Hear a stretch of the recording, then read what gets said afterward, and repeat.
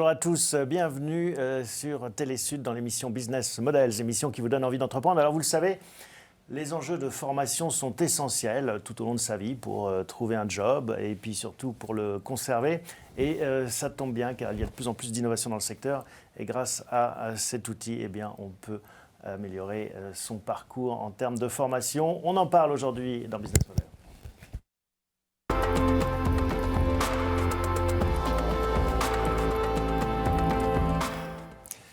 On va retourner à la fac avec vous, Olivier. Bonjour. Bonjour Thomas. La fac, c'est le nom de l'entreprise que vous avez cofondée. Le pitch de la fac, c'est quoi?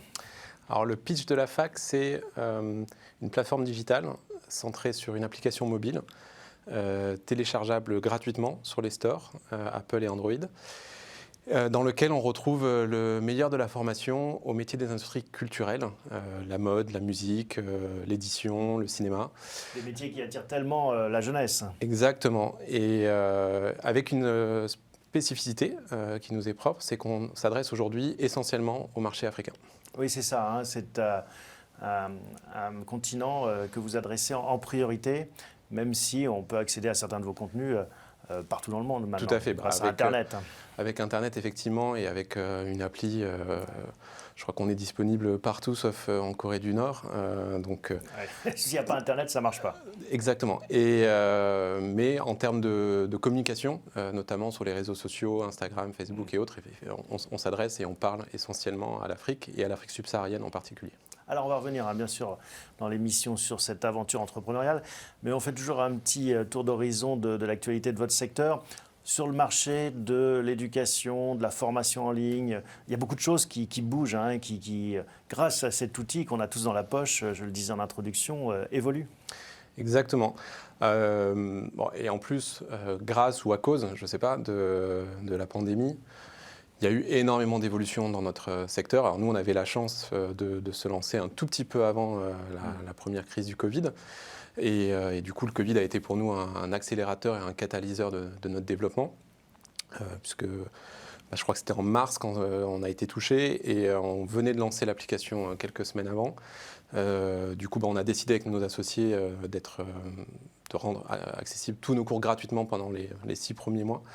Et ce qui nous a permis d'avoir une acquisition extrêmement forte. Et c'est un révélateur effectivement d'un changement assez fort. En termes de pédagogie, par exemple, qu'est-ce que ça change d'avoir dans sa poche la bibliothèque d'Alexandrie ou l'équivalent, c'est-à-dire la masse de toutes les connaissances humaines quasiment? Ça change qu'aujourd'hui, quand on apprend quelque chose à l'école, du fait des évolutions du numérique, ça a une durée de vie qui est beaucoup plus courte qu'avant. Moi, quand je suis allé à l'école, quand je prenais un cours de marketing, c'était vrai quand je sortais de l'école pendant 5-10 ans. Aujourd'hui, j'ai lu des études qui disent qu'au bout de 3 ans, ce qu'on a appris est déjà presque périmé. Du coup, se former, comme vous le disiez tout à l'heure, tout au long de la vie, avec des capsules de micro-learning, ça paraît essentiel. Et c'est un des paris de la fac. Et en fait, j'imagine que ça approche aussi, l'approche est un peu différente. On a tous des souvenirs plus ou moins heureux de l'école. Là, on rentre dans des univers avec peut-être de la gamification, avec du ludisme ou de la créativité différente. Tout à fait. Nous, un des paris qu'on a fait, c'est ce qu'on appelle la pédagogie inversée. C'est-à-dire que c'est l'apprenant qui évolue dans son parcours de formation. C'est pas du tout descendant comme on a pu le vivre en classe ou en amphi. Là, quand vous téléchargez l'application La Fac, vous démarrez une formation, vous avez un petit peu comme un livre numérique augmenté avec votre parcours que vous pouvez suivre de manière linéaire ou aller piocher des compétences à votre guise. C'est ça le gros changement en fait de paradigme, pour employer un mot un peu savant, dans l'univers de la formation. C'est qu'avant on allait à l'école pour écouter un professeur qui nous délivrait le savoir et puis on rentrait chez soi faire ses devoirs et ses exercices. Maintenant, le savoir il est disponible partout. On peut avoir accès aux meilleurs profs du monde sur telle ou telle matière, et on va à l'école plus pour faire les exercices, les travaux pratiques, le concret. C'est ça, et c'est d'ailleurs une des démarches qu'on a sur de nombreux projets qu'on entreprend. On touche des centaines, voire des milliers de jeunes via notre application mobile, et quand certains sont sélectionnés pour faire des travaux pratiques en classe virtuelle et en présentiel, du coup, ils ont un niveau qui est assez homogène parce qu'ils se sont préparés en amont. Et du coup, c'est un vrai confort pour nos profs parce que ils peuvent vraiment se consacrer à l'essentiel, à des choses très concrètes, très pratiques, ce qui permet à nos apprenants d'être beaucoup plus mobilisables sur un emploi derrière. Il y a eu des études sur cette pédagogie inversée, justement, qui ont été réalisées pour savoir si elle était plus efficace qu'avant, moins efficace ou équivalente? Oui, quand on s'est lancé, nous, il y a 4 ans, 4 ans et demi, il y avait eu pas mal d'études qui avaient été faites par le Canada et aussi par l'École polytechnique de Lausanne, qui a vraiment réfléchi sur la numérisation et la digitalisation des formations. Et on a beaucoup appris de ces études. Après, ce qui est important néanmoins de souligner, c'est que dans cette approche pédagogique, c'est hyper important d'avoir une curation de cette information. Aujourd'hui, si vous curation, c'est un tri en fait. Exactement. Si vous allez aujourd'hui sur YouTube, comme vous le disiez, c'est la bibliothèque d'Alexandrie. Il y a énormément de contenu. Si je tape se former au métier de la caméra, je trouverai pléthore de vidéos et de contenus. Nous, on a quand même une approche pédagogique. On a des ingénieurs pédagogiques qui réfléchissent à quelles sont les compétences essentielles, comment on les découpe, pour qu'il y ait... il y a un regard d'ensemble. Oui, tout à fait. Et que l'apprenant ne soit pas perdu et noyé dans cette multitude de contenus. Bon, on va revenir sur cette aventure qui est celle de la fac.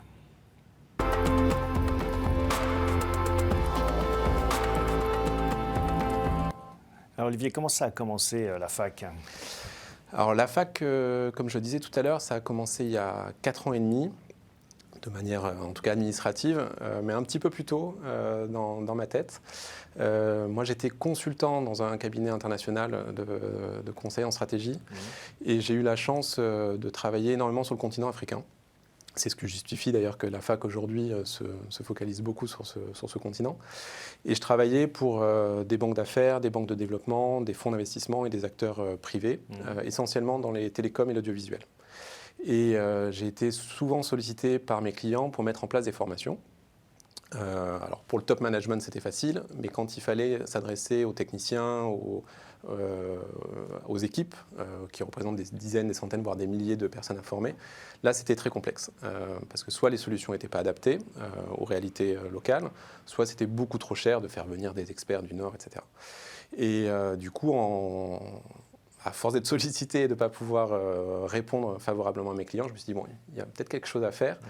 Et donc j'ai creusé la question, notamment au sein d'une fondation qui s'appelait Africa France, qui était une fondation qui avait été mise en place par le président Hollande à l'époque avec l'ensemble des chefs d'État africains. Et je participais au groupe de réflexion sur l'évolution et le renforcement des industries culturelles en Afrique. Et du coup, c'est là où j'ai poussé cette idée de plateforme de formation. Et quand j'ai vu que la mayonnaise prenait, que le projet avait une vraie résonance auprès de vous trouviez des premiers clients potentiels, en fait. Exactement. Déjà, j'avais mes anciens clients, les ministères de l'Éducation, les ministères de la Communication et de la Culture, qui se disaient, oui, effectivement, si vous pouvez moderniser grâce à un outil digital ma chaîne publique, c'est super. Et dans chaque chaîne publique en Afrique, il y a 1500 personnes à former, donc ça fait du monde, ça fait des clients. Et est-ce qu'il y a une spécificité du continent africain, vous diriez? Parce que finalement, se former au métier créatif, savoir se servir d'une caméra, faire un montage vidéo, c'est la même chose qu'on soit en Alaska ou au Sahara, non? Alors, une des spécificités qui a été une vraie opportunité pour nous de nous lancer, c'est que la plupart des chaînes publiques et certaines chaînes privées avaient été créées dans les années 80-90 et jamais modernisées depuis. C'était analogique. Et exactement. Donc cette transition vers la TNT était une fenêtre d'opportunité pour nous, parce qu'il fallait former les nouvelles équipes au contenu numérique et à la production numérique. Et puis surtout, il y a eu cette démultiplication des chaînes permise par la TNT qui nous a permis, nous, de rentrer et de former aussi des acteurs privés. Après, sur les fondements techniques, vous avez raison, il y a une universalité des métiers de la culture. Et on va dire que 80% de ce que l'on met à disposition comme formation sont assez universels. En revanche, on s'assure systématiquement qu'il y ait ce 20% d'adaptation de nos contenus aux réalités locales, soit par exemple la manière de raconter une histoire. Quand on fait des formations sur la mode, le marché de la mode, de la distribution est très différent au Nigeria qu'en France. Donc quand on travaille avec les écoles françaises et qu'on numérise leur formation à destination de l'Afrique, bien évidemment, on a des experts au Sud qui nous aident dans cette adaptation. Alors justement, à propos d'experts, comment est-ce que vous les sélectionnez, les recrutez? À chaque fois, c'est du contenu que vous produisez vous-même ou est-ce que vous faites appel déjà à des contenus sur étagère quand même? Alors, essentiellement, aujourd'hui, on signe des accords cadres avec des très grandes écoles. Parce que vraiment, notre motto, c'est de rendre accessible le meilleur de la formation au plus grand nombre. D'accord, donc ce n'est pas vous qui produisez le contenu, mais vous l'agrégez et justement, vous lui donnez une cohérence pédagogique. Exactement. Et donc, on a, par exemple, un accord cadre avec la FEMIS, une grande école de cinéma française, pour tout ce qui est cinéma. Pour la mode, on s'est rapproché de l'ESMOD, une école qui a 180 ans, qui est déjà très internationale, mais qui n'est pas encore sur le continent africain. Donc, il y a un vrai intérêt pour eux de tester ce marché. Pour l'édition avec la SFORED, pour la musique avec les MIC. Et nous, notre savoir-faire, c'est de prendre, on passe commande, on leur dit voilà, on veut une formation sur entreprendre dans la mode. Donc on définit ensemble le plan de cette formation, 5 chapitres sur tel et tel sujet. Et après, nous, on amène la ludification, on amène l'adaptation de ces contenus avec nos experts et partenaires africains. Et derrière, on digitalise tout ça, on rajoute des vidéos, des capsules de podcast, des jeux, et on met tout ça dans l'appli et on distribue. Et est-ce qu'il y a une certification? Est-ce qu'on obtient des diplômes? Est-ce qu'il y a une reconnaissance finalement de ces formations? Alors aujourd'hui, nous, on délivre des certificats de complétion et on s'assure qu'ils ne soient pas délivrés de manière automatique. On a un expert pédagogique qui revoit le parcours de chacun de nos apprenants avant de délivrer le certificat nominatif. Et on est en train de réfléchir avec nos partenaires sur faire rentrer ces programmes numériques dans des parcours certifiants tels qu'on l'entend dans la législation française, voire diplômants. Et on a certains de nos partenaires qui l'ont déjà fait. Et alors, l'équilibre entre la partie online ou virtuelle et la partie présentielle, comment est-ce qu'il se construit? Alors, il se construit sous un modèle d'entonnoir. Nous, notre objectif, c'est de former via l'application mobile des milliers, voire des millions un jour de jeunes. Donc aujourd'hui, on a formé plus de 10 000 personnes avec l'appli à fin 2021. Et derrière, on sélectionne par appel à candidature les meilleurs d'entre eux pour les accompagner en classe virtuelle et en présentiel.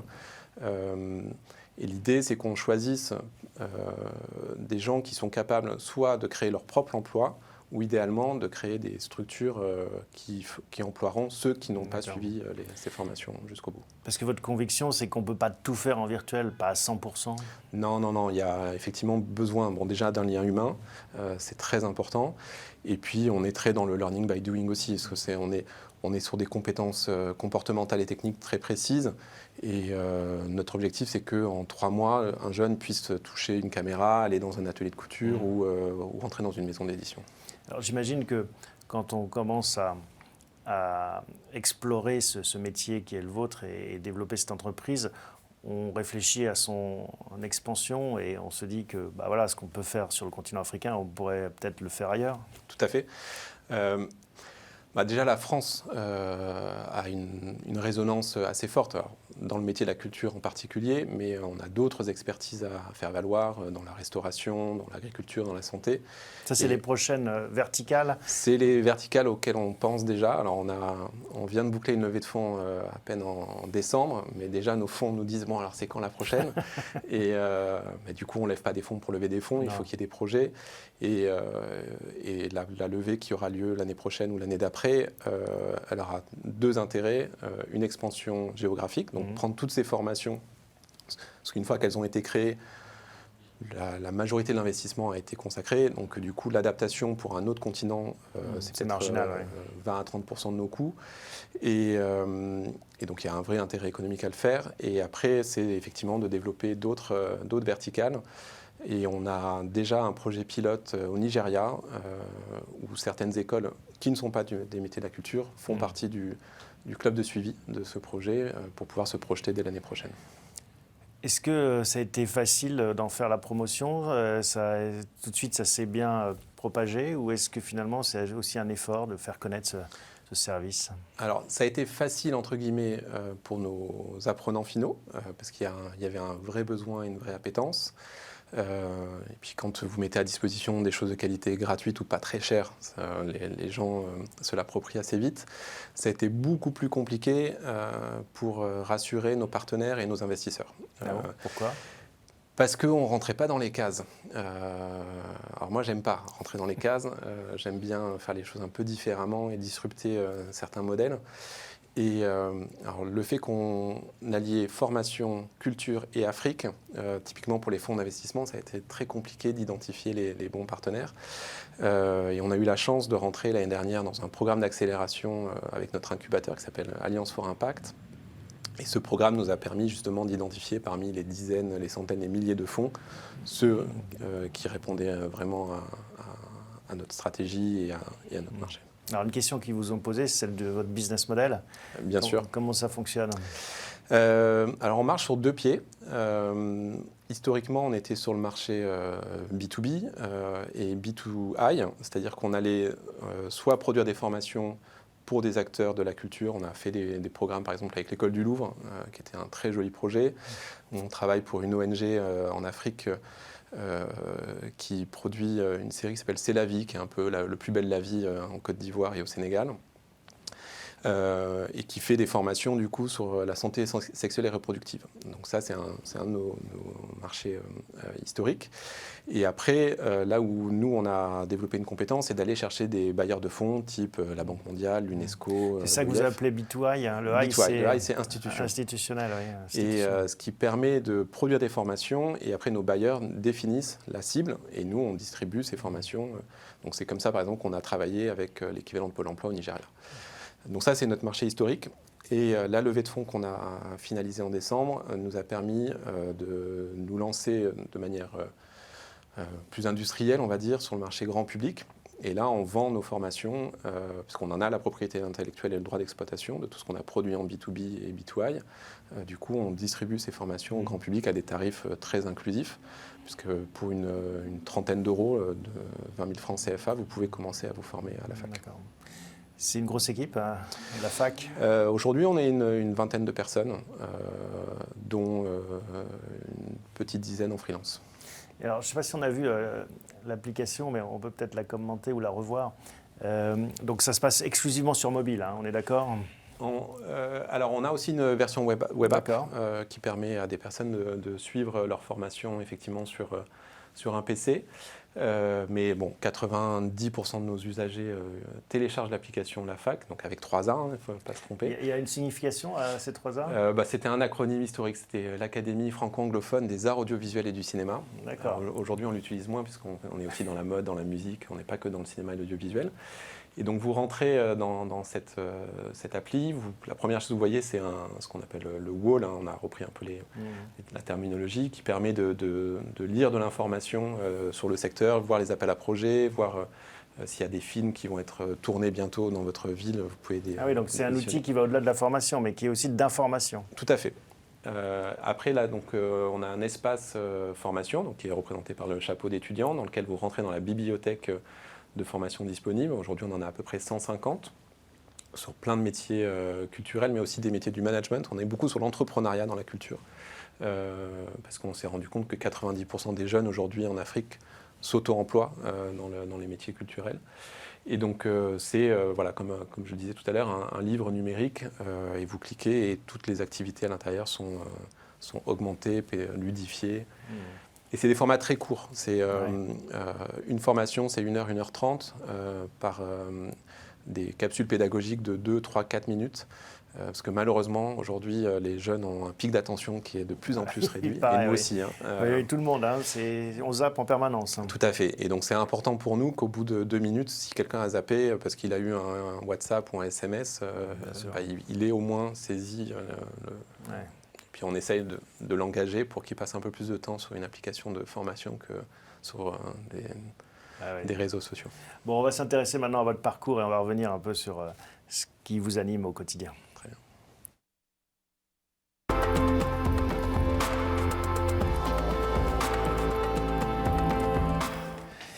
Alors Olivier, vous le disiez, vous étiez dans un job confortable, consultant, stratégie, et c'est vrai que c'est souvent la tentation quand on est dans ces métiers, qu'on voit finalement on est un peu plus loin du ballon, on voit les autres qui font et nous on donne que des recommandations, la tentation est grande de se dire tiens, moi j'ai envie d'essayer de voir à quoi ça ressemble l'entrepreneuriat.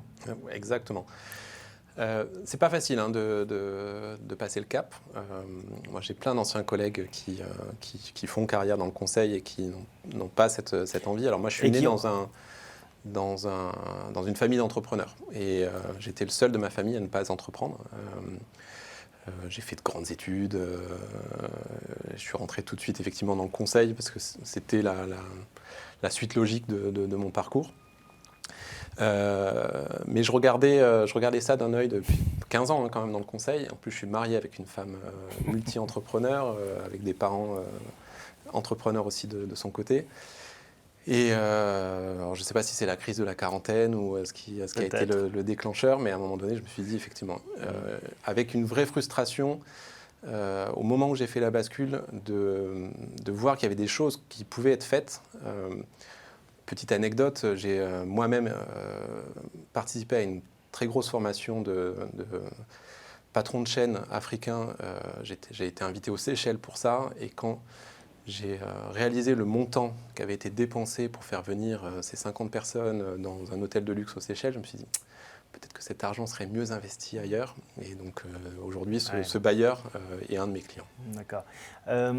Il y a une difficulté quand on fait des grandes études, quand on est consultant et qu'on passe sa vie à intellectualiser les problèmes, c'est que justement, tout semble un problème du coup, tout peut être une difficulté. Et donc, franchir le Rubicon, se jeter à l'eau, devenir soi-même entrepreneur, c'est encore plus dur que si finalement on se retrouve un peu là par hasard ou par nécessité. Exactement. Non, c'est vrai que quand on nous sollicitait en tant que consultant, comme vous le disiez, c'est souvent pour résoudre quelque chose qui ne va pas ou améliorer une situation. Donc la première chose qu'on fait, c'est faire l'audit de ce qui est négatif. Quand on est entrepreneur, un entrepreneur qui réussit, c'est quelqu'un qui voit le verre à moitié plein, voire qui déborde. Ouais. Et c'est important d'être toujours dans une dynamique positive. Et ça, vous avez réussi à changer d'état d'esprit, à vous reformater ? En fait, je pense, pour être honnête, que je n'étais pas forcément bien formaté pour être consultant. Parce que justement, vous avez mis 15 ans à vous en rendre compte, mais c'est bien. Après, comme vous le disiez, il y avait un confort financier qui fait que, et puis c'était des projets intellectuellement hyper stimulants. Moi, je viens d'un tout petit village de Provence de 1000 habitants, de me retrouver en Conseil des ministres au Cameroun, vous imaginez qu'il y avait une autosatisfaction. Mais du coup, vous épanouissez en tant qu'entrepreneur maintenant. Ah, complètement, et je ne reviendrai jamais en arrière, ça c'est sûr. Les modèles qui vous inspirent, est-ce qu'il y en a ? Vous avez parlé de votre compagne, de vos familles, de vos environnements familiaux. Ma femme en est une, effectivement. C'est une entrepreneure qui a une résilience absolument dingue, qui malheureusement, sa société, elle a dû la fermer à cause du Covid, et en plus, elle a vécu un cancer pendant cette période-là, donc ça a été doublement difficile. Mais malgré tout, elle a su rebondir de cette situation. Elle a écrit un livre sur son cancer pour accompagner les accompagnants, justement. Il faudra nous l'envoyer. Avec plaisir. Qu'elle vienne nous raconter son parcours. Et après, alors j'ai pas forcément de rôle modèle en particulier, mais par contre, je m'inspire de beaucoup de gens que j'ai pu côtoyer. J'ai eu la chance, par exemple, de travailler avec un grand industriel français, Patrick Drahi. J'ai beaucoup travaillé sur ses missions de fusion-acquisition. Alors on aime ou on n'aime pas le personnage, mais en revanche, moi j'ai toujours été séduit par sa capacité à faire des montages financiers extrêmement intéressants, audacieux, et d'avoir cette... nous, ça nous a beaucoup aidé au début, parce que monter une start-up, comme je vous le disais, c'était pas forcément évident de trouver les financements dès le début.